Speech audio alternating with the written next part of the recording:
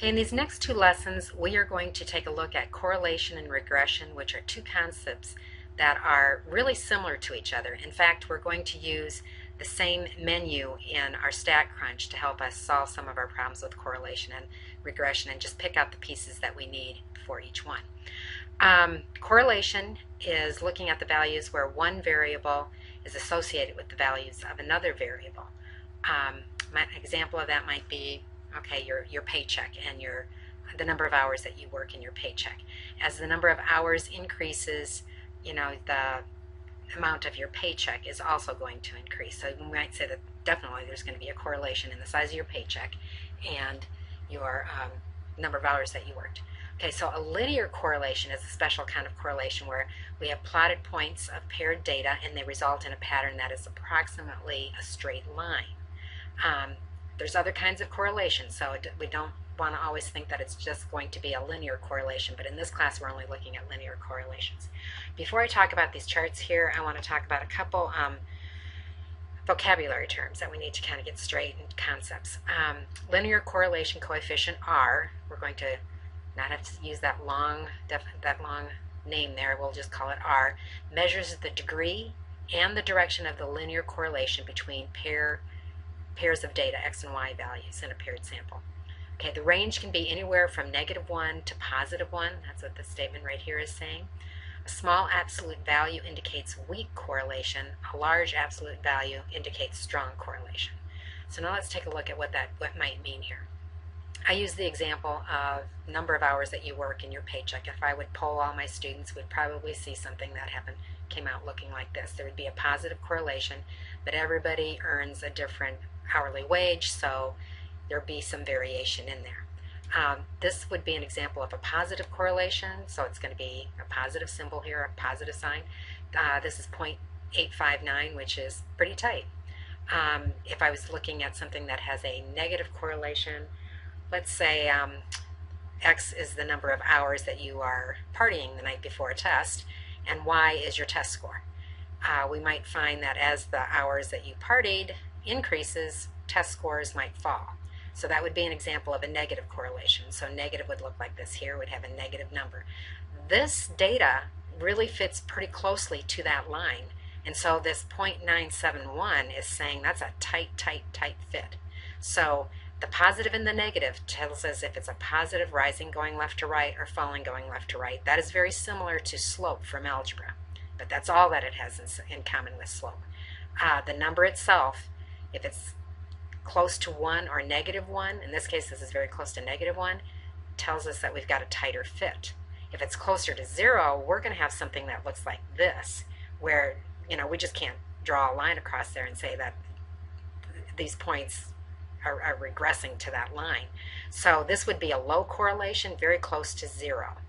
Now this one over here, there's a correlation, but it doesn't look linear. Anytime there's a curve in your plotted data, that's a heads up that you cannot use the linear correlation coefficient R to help you work with that data.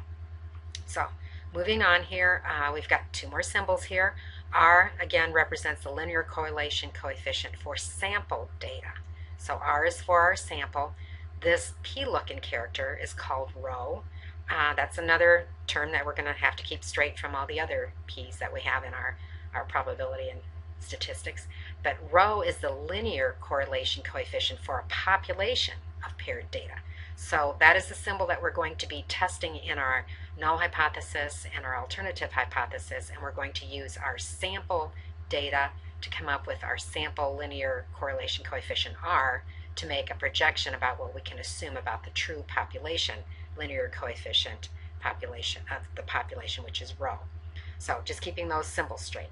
Okay, again, R measures the strength of the linear relationship. In other words, closer to -1 or +1 tells you it's stronger. If it's closer to 0, not so strong.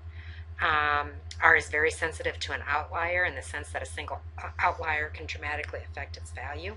So you want to remove outliers that are known to be errors. Coefficient of determination.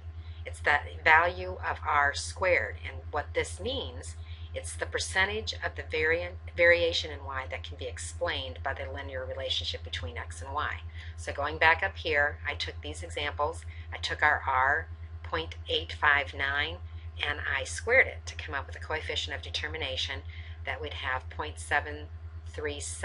In other words, 73.7% of the variation between these two factors, x and y, can be explained by this relationship. Back to our example, this is a perfect example for the, if we let x represent the number of hours that you worked and y represent your paycheck amount.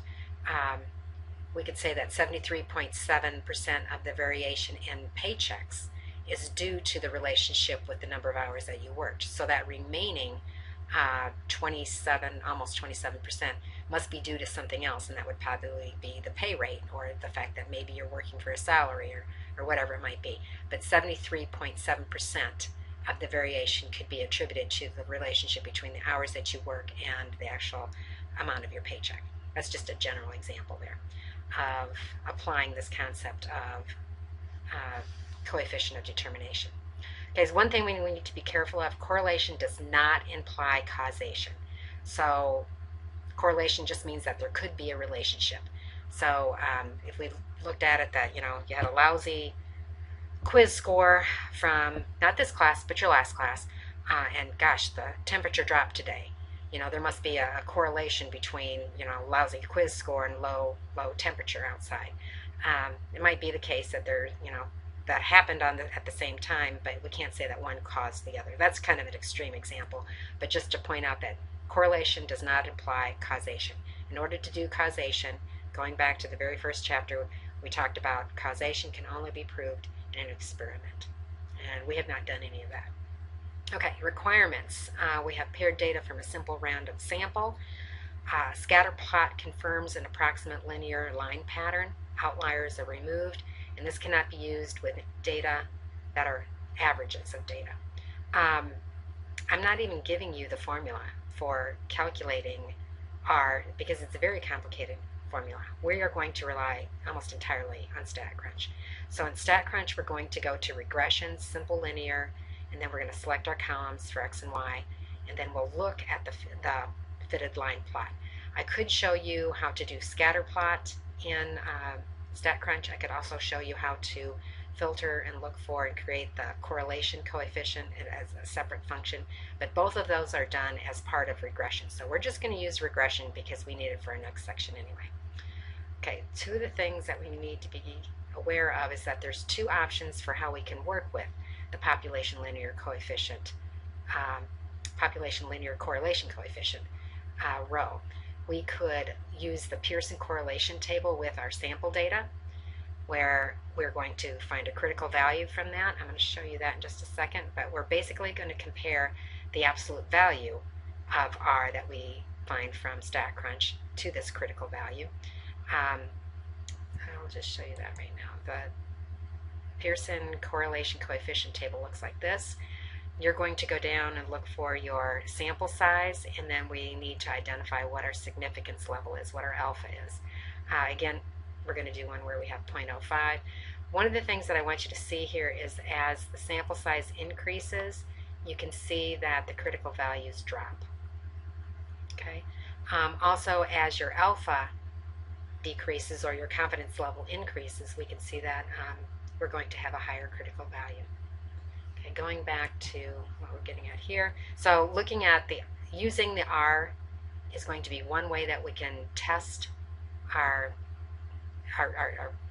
row, our population linear correlation coefficient, or we can do formal t-testing. Now if you remember, t-testing has to do with means, and what you're doing is you're looking at the average of all of those y values, how closely they conform to a certain slope of a line. So we're going to be looking at regression and just look at the data that we have on our slope for our regression model.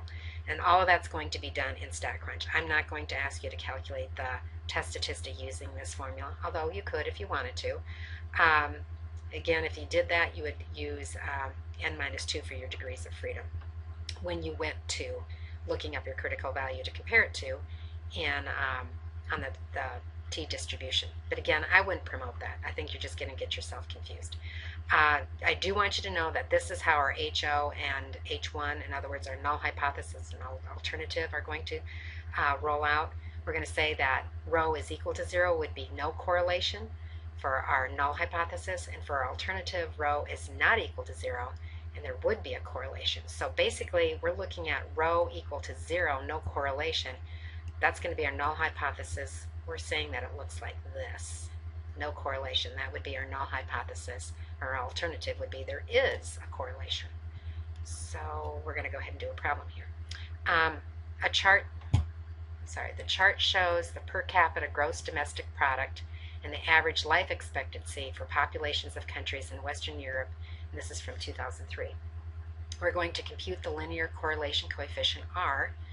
We're going to use a significance level of 0.05 and test the claim that there is a significant correlation between gross domestic product, in other words, the amount of export and product that a country produces, and the life expectancy of that country. Two very abstract concepts in sociology and economics.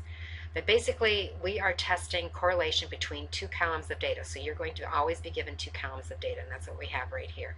Our gross domestic product is given in trillions of dollars, and our life expectancy is given in years. So looking at our null hypothesis, again, we're going to state that rho, our population parameter, rho, our population correlation coefficient, is equal to 0, no correlation. Our alternative is that it's not equal to 0, and there is correlation. So our confidence level is 95%, or alpha is 0.05. We got all of this information from our problem.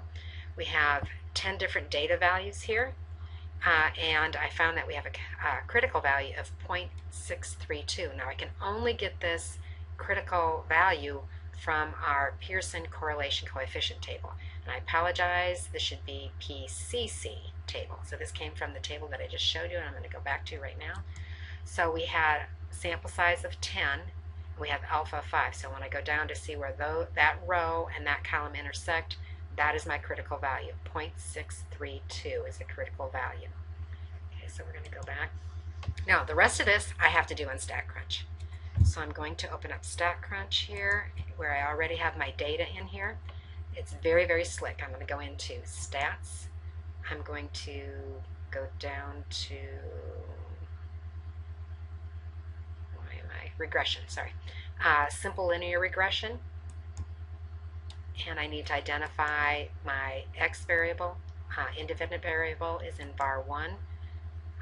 My Y variable is in bar 2. Happens to be in order. I think it will usually be that way for you. And then I just click compute. And I get this huge chart here. So I don't want you to be alarmed by all of this data. We just have to pick out the pieces that we need. First of all, I want to go to the second page of this and show you the scatter plot. Now they happen to put a regression. Obviously we're in the regression menu. So this is our regression line, which we're not going to need until next section. But you can see a scatter plot. You can see here that, yeah, there is a bit of a positive correlation here. I also want you to know that this is not going to have 0 axis here. This is just a piece of the XY coordinate system. Now I'm going to go back to all this data here. The only two things that you need for this section are these two lines right here. It's calculated R, our correlation coefficient R, is 0.809, and our R square, which is our coefficient of determination, if I take that 0.809 and square it, I would get 0.655. So that information is right there for you to pull. The other thing is I'm going to be looking at this row, we're going to be looking at this row right here to get our t-stat and our p-value. So it's this row right here and these two rows right here that we're going to be focusing on for correlation section 10.1. So I've got all that information. I'm going to see if I can slide this over. I've got my R said was 0.809, and when I look at the absolute value of that R compared to our critical value, we can see this is much greater. So going back up to the top of our